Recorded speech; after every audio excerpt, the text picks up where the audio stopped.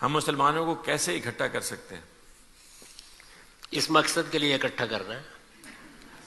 ان کا مطلب اتحاد ہونا چاہیے مسلمانوں کے درمیان.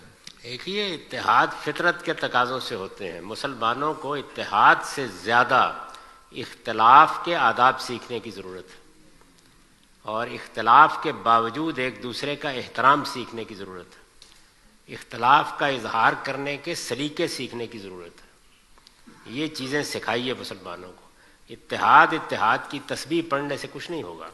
جب ہم مہذب انسان بنیں گے، جب ہم الزام تراشیاں نہیں کریں گے، جب ہم سوچ سمجھ کر بولا کریں گے، جب ہم پہلے تولیں گے پھر بولیں گے، جب ہم تحقیق کا طریقہ اختیار کریں گے، جب اپنے دین کو بھی ہم اس کی روح کے مطابق جانیں گے، جب اللہ کی کتاب کو بھی سچائی کے ساتھ پڑھیں گے، جب کوئی نئی بات، کوئی نئی تحقیق ہمارے سامنے آئے گی تو اس کی قدر کرتے ہوئے اس کو سمجھنے کی کوشش کریں گے. اس کے بعد یہ خواب بھی دیکھ لیجیے گا.